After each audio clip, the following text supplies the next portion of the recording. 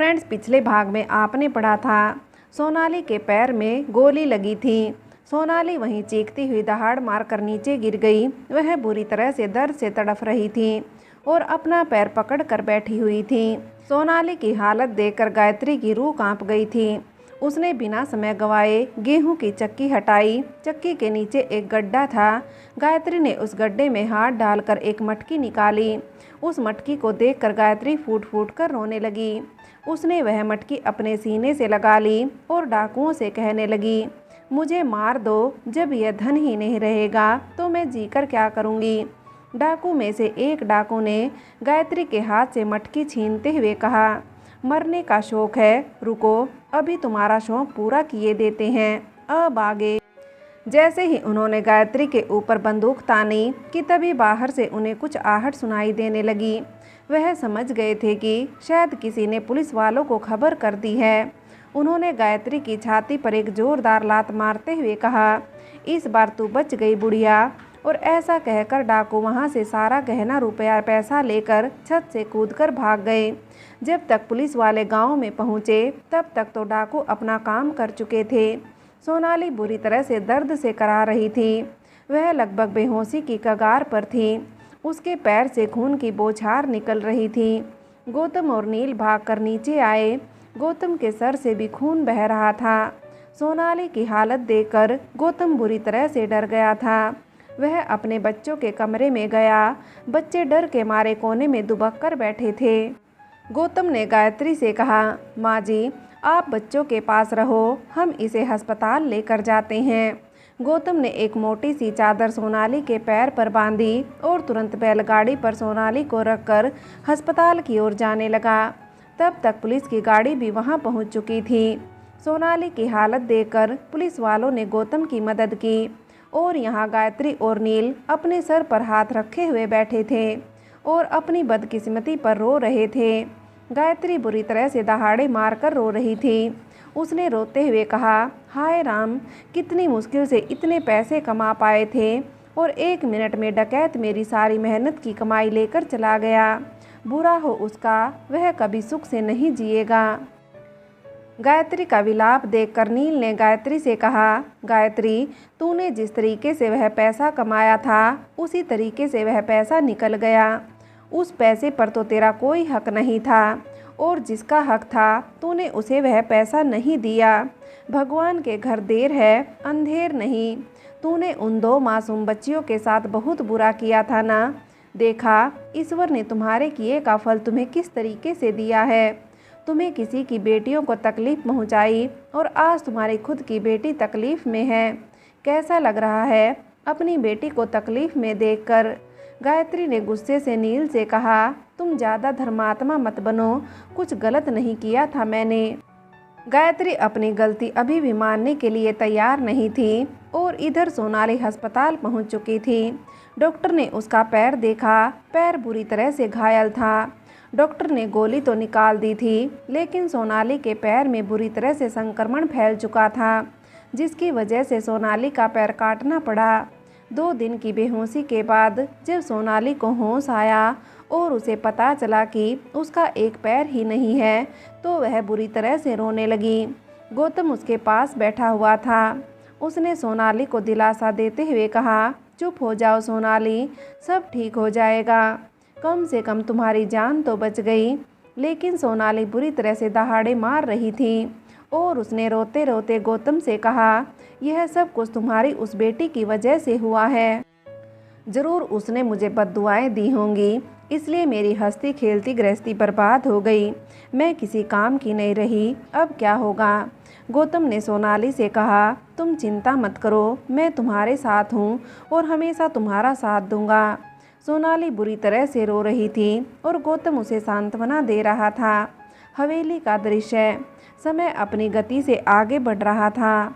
माता जी हर वह कोशिश कर रही थी कि किसी भी तरह हो मोहिनी को जान से मार सके, लेकिन उनकी कोई भी कोशिश कामयाब नहीं हो पा रही थी और इसी वजह से माता जी का आक्रोश बढ़ता जा रहा था।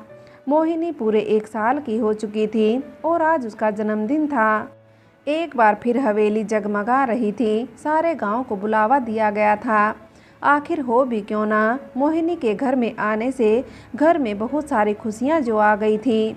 मोहिनी के जन्म के 1 महीने बाद ही प्रीति ने गर्भधारण की खुशखबरी सुना दी थी। उसका दूसरा महीना चल रहा था और मोहिनी के जन्मदिन के 2 महीने पहले ही प्रीति ने एक खूबसूरत लड़के को जन्म दिया था और उस लड़के के जन्म से हवेली में खुशी की लहर दौड़ चुकी थी। प्रीति की खुशी का तो ठिकाना ही नहीं रहा था। वह मोहिनी को अपने लिए भाग्यशाली समझने लगी थी। यहाँ तक कि वह हर दिन मोहिनी के पैर धोकर पीती थी।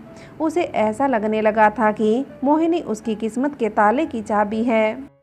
प्रीति एक कमज़ोर हृदय की औरत थी जो माताजी के अत्याचारों से इतनी पीड़ित हो चुकी थी कि उसने आवाज़ उठाना ही बंद कर दिया था।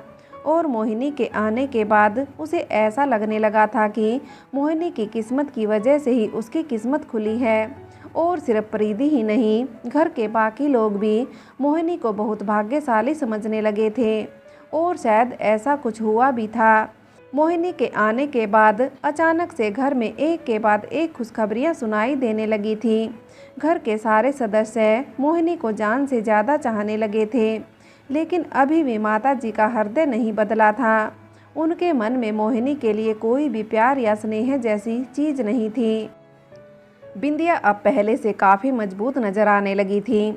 उसने मोहिनी को तैयार किया और आंगन की ओर बढ़ने लगी थी कि तभी प्रीति उसके कमरे में आई। उसने बिंदिया से कहा, तुम युवराज को गोद में ले लो, आज मोहिनी को हम आंगन में ले चलेंगे, अगर तुम बुरा ना मानो तो।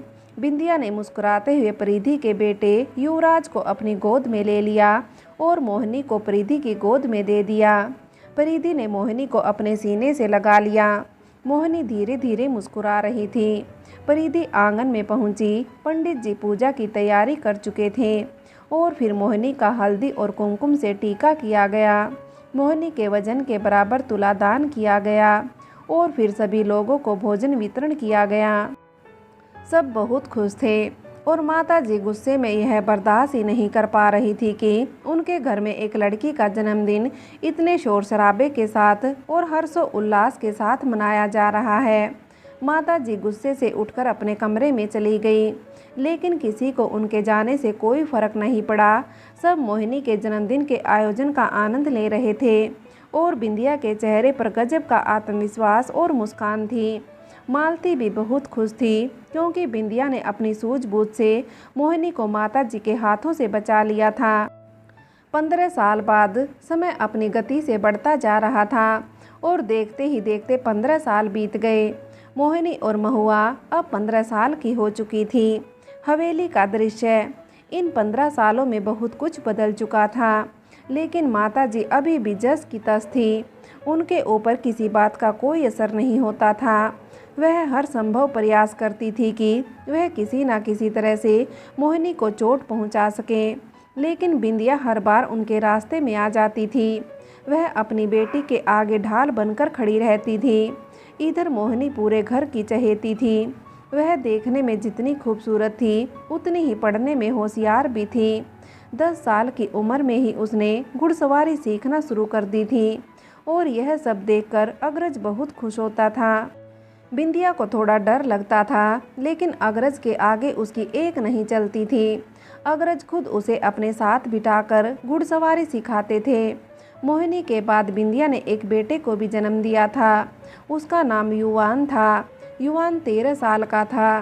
प्रीति ने भी युवराज के बाद एक बेटी को जन्म दिया था और बिंदिया ने एक बार फिर अपनी सूझबूझ से प्रीति की बेटी को माताजी के काले इरादों से बचा लिया था। प्रीति के प्रसव के समय अग्रज भी वहीं थे और बिंदिया ने अग्रज के साथ मिलकर प्रीति की बेटी को बचा लिया था।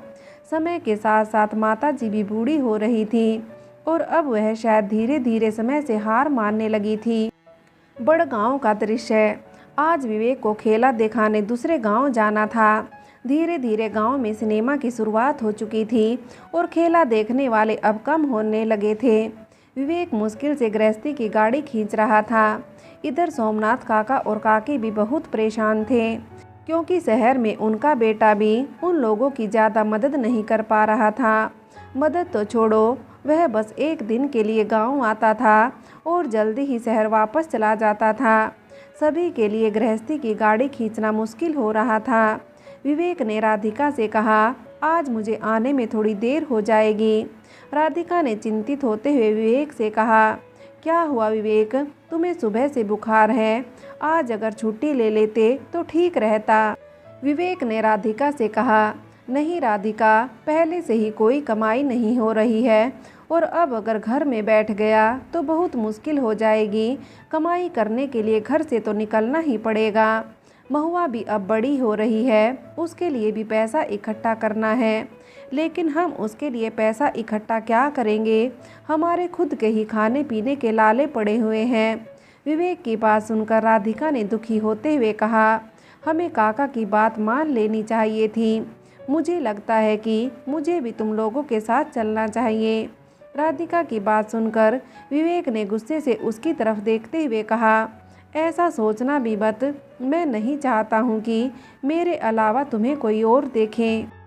विवेक का गुस्सा देखकर राधिका ने मुस्कुराते हुए कहा, अच्छा जी, ऐसा है क्या? अब मैं इतनी खूबसूरत भी नहीं कि आपको मेरी खूबसूरती से डर लगने लगे। पूरे 30 साल की हो गई हूँ मैं, अब मुझ में वो बात कहाँ।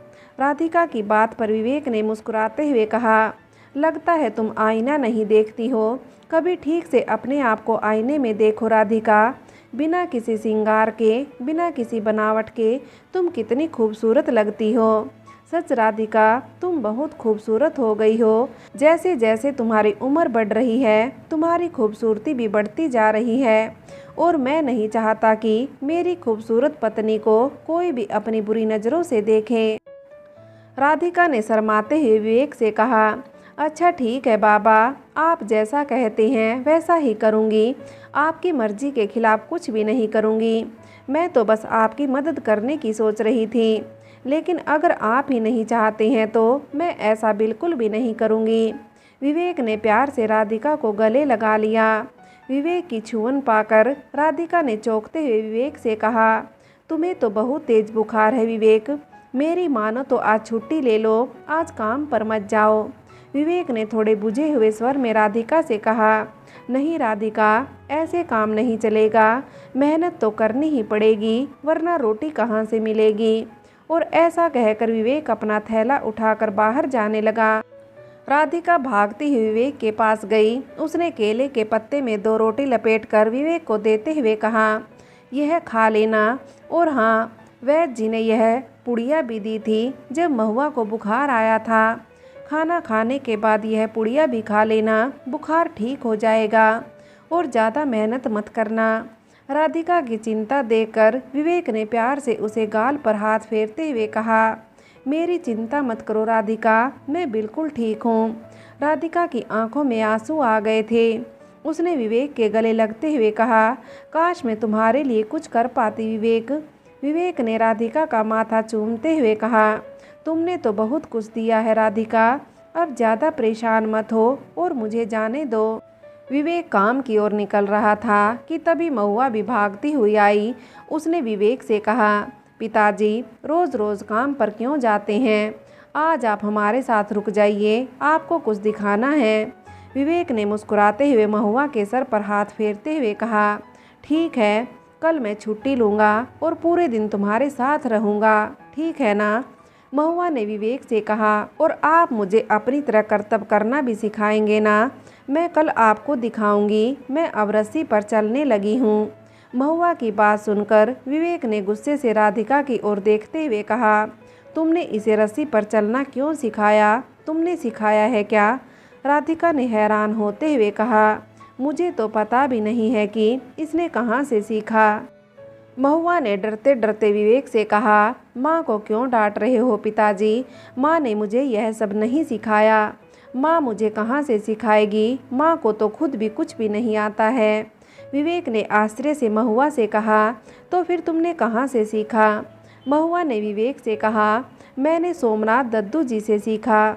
दद्दू जी जब अपना अभ्यास करते थे तो मैं उन्हें देखती थी, मुझे बहुत अच्छा लगता था और मैंने आप लोगों का खेला भी देखा है। मैंने तो दद्दू जी को कहा कि मुझे भी सीखना है। पहले तो दद्दू जी ने मना किया, लेकिन फिर मैंने उनसे जिद की तो उन्होंने मुझे सिखा दिया। अब कल जब आप छुट्टी लेंगे तो मैं आपको रस्सी पर चल कर दिखाऊंगी। आपको पता है मैं बहुत अच्छी तरह से रस्सी पर चलने लगी हूँ। महुआ की बात सुनकर विवेक को अच्छा नहीं लगा था। उसने राधिका से कहा, मैं सोमनाथ काका से बात करूँगा। उन्होंने महुआ को यह सब क्यों सिखाया? मैं महुआ को पढ़ाना लिखाना चाहता हूँ, उसे एक अफसर बनाना चाहता हूँ। राधिका ने विवेक से कहा, कोई बात नहीं, कोई भी काम सीखना खराब नहीं होता है विवेक। हम अपनी बेटी को पढ़ाएंगे लिखाएंगे, लेकिन अगर उसने कुछ सीखा है तो उसमें भी कोई बुराई नहीं। मुसीबत के समय में हमारा हुनर ही काम आता है। राधिका की बात सुनकर विवेक ने आगे कुछ नहीं कहा और फिर खेला दिखाने निकल पड़ा। बैलगाड़ी में बैठकर मंडली एक गांव से दूसरे गांव जाने लगी थी। हर जगह वह लोग अपना खेला दिखा रहे थे। शाम होने लगी थी। विवेक ने दवाई खाई, उसे थोड़ा आराम तो आया था, लेकिन अब सारे दिन की थकान की वजह से उसका सर चकराने लगा था। वह अपना सर पकड़ कर बैठा हुआ था कि तभी उसका करतब दिखाने की बारी आई। विवेक उठकर रस्सी पर चढ़ गया। वह धीरे धीरे अपने कदम आगे बढ़ा रहा था, लेकिन बीच बीच में उसका सर चकरा रहा था। विवेक बार बार अपनी आंखें खोल और बंद कर रहा था। अभी वो आगे बढ़ा ही था कि उसकी आंखों के आगे अंधेरा छा गया। वह रस्सी से डगमगाया और धड़ाम की आवाज़ के साथ विवेक जमीन पर अचेत पड़ा हुआ था।